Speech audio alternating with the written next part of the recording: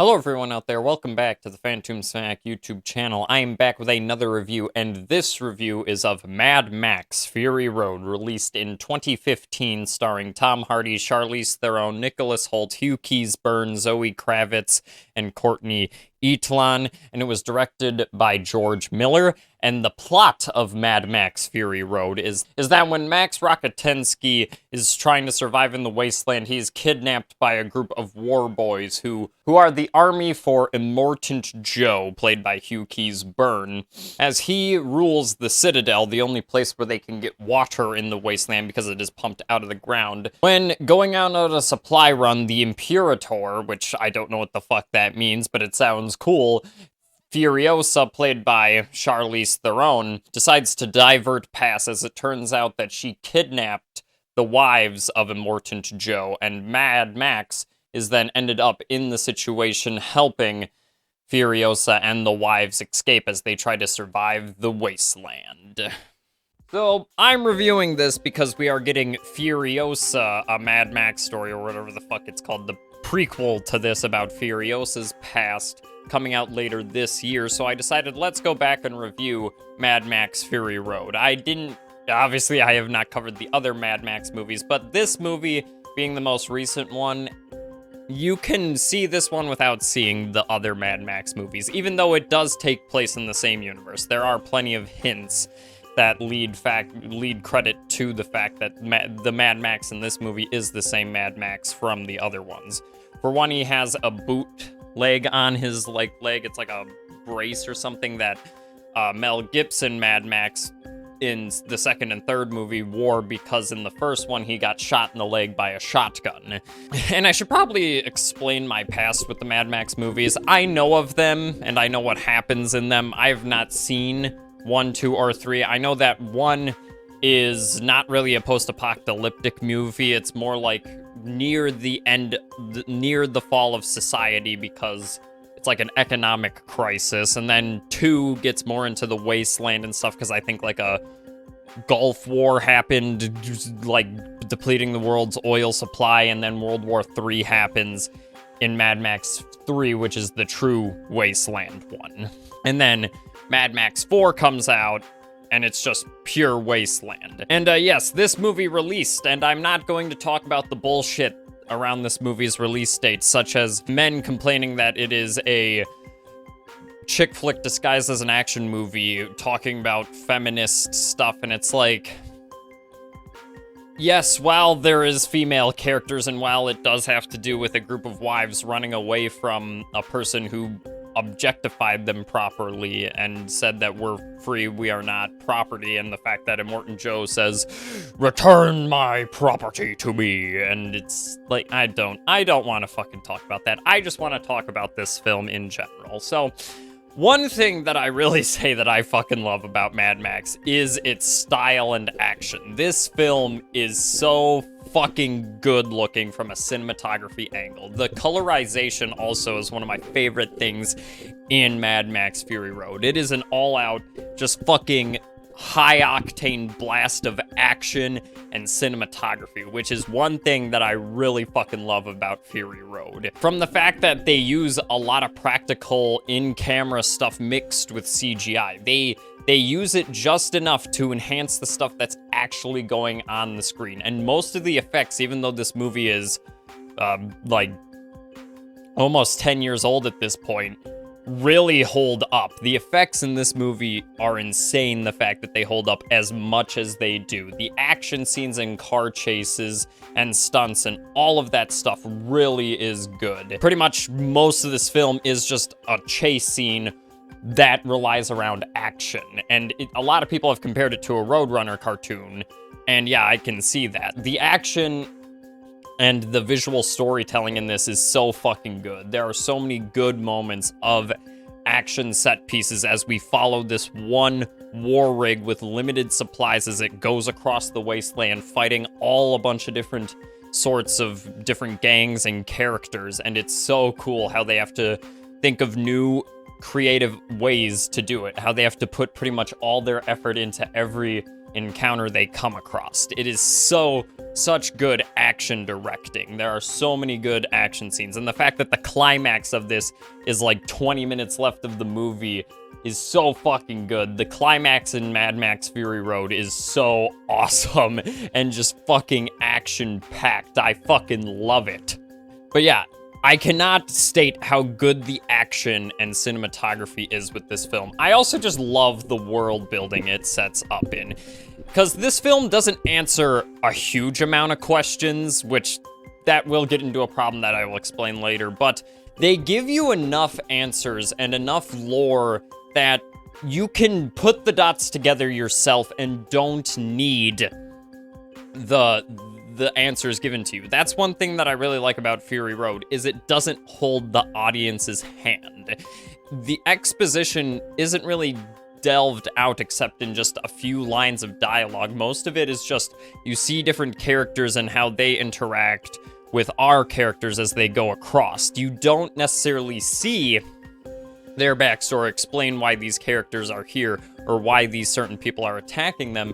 It's an interesting thing that shows up and then they start attacking. And I know that there's a lot of tie-in comics to explain this. I haven't read any of them, but especially like how they have like this weird religion of the War Boys, how they see Immortan Joe as the fucking like god practically, and how like they're like, we are awaited in Valhalla, witness me. It's just so fucking awesome, the fact that they're just like, we are awaited in Valhalla and I will see you there, brothers. It's so over the fucking top, but I just love it. And obviously there's all the memorable classic lines in this, such as, oh, what a day, what a lovely day, and witness me, mediocre. And it's just so fucking awesome. I love all of that over-the-top shit, because it makes sense that a warlord, to control a huge population of people who he has fighting for him,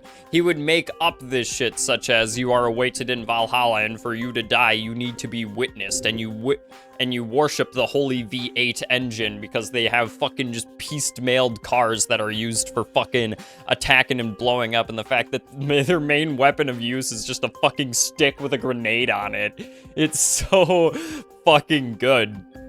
And I also love the other gangs we meet, like the Rock Riders and the guys with all the spiky shits all over their cars speaking Russian for some reason.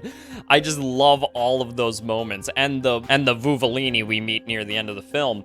I just love all of that world building. It is so much fucking high octane fun.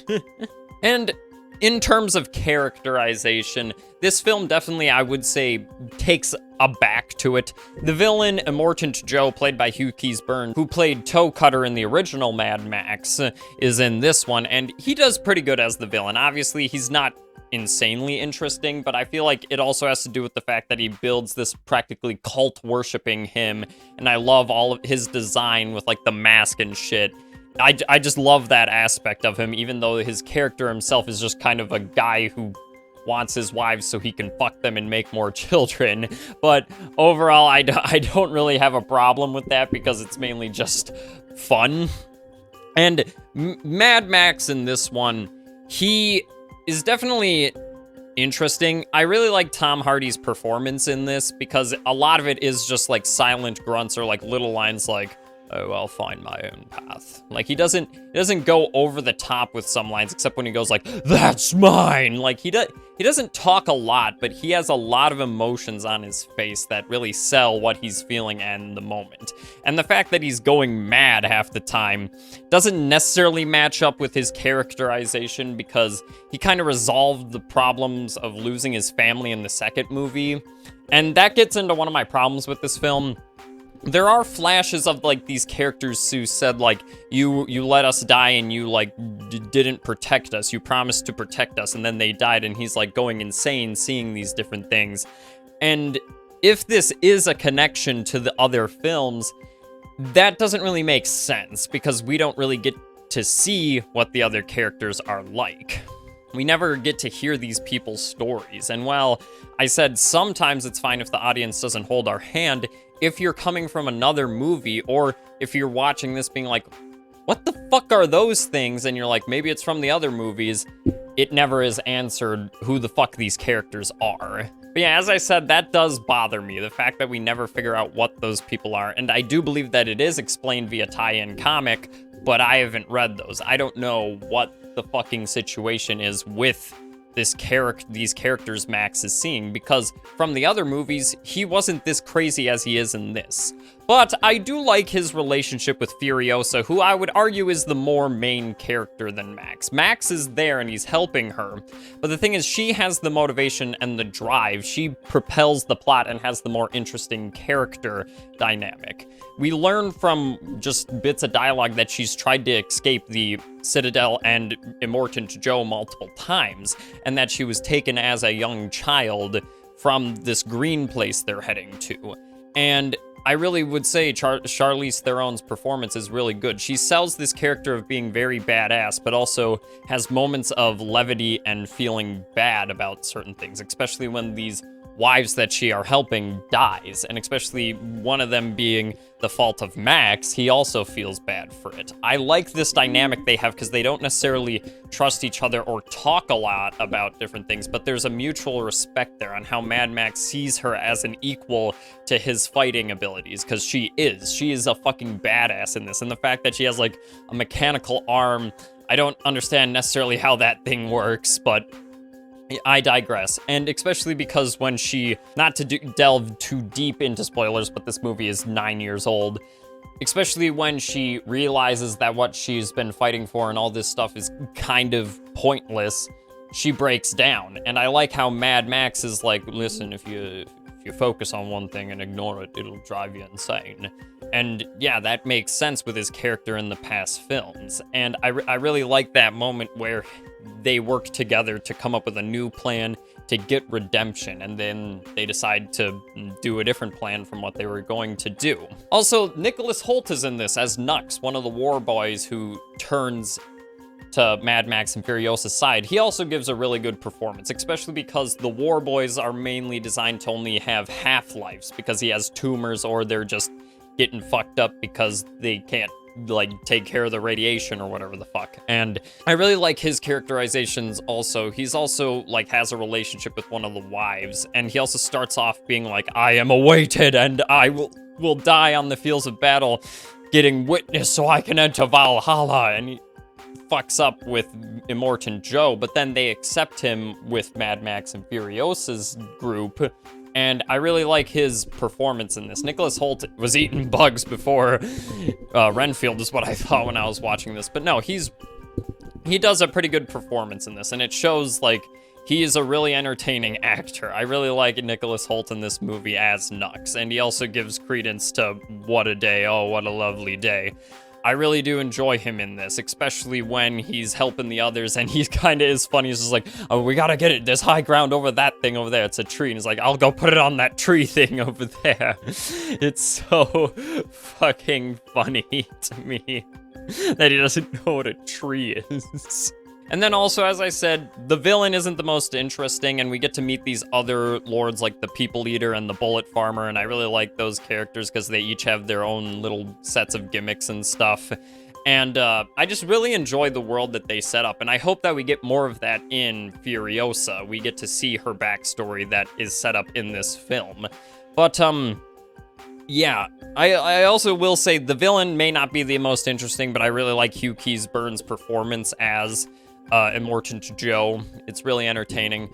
But yeah, and then also, one of my favorite things, again with the colorization and cinematography, is when they do day for night in this movie, everything is covered in a blue aura, a blue color filter, but then when light hits them, the filter's practically removed and it just goes back to its normal color set. And I really think that is a cool, creative idea for day for night. Obviously, if you guys don't know what day for night is they shoot day, put a color filter over it to make it look like night, because shooting in the dark is a lot harder than just putting a color filter over it. And while sometimes it looks shitty, in this I really do like how it looks because it's very blue, and as I said, when normal light shows up on a character, they get revealed.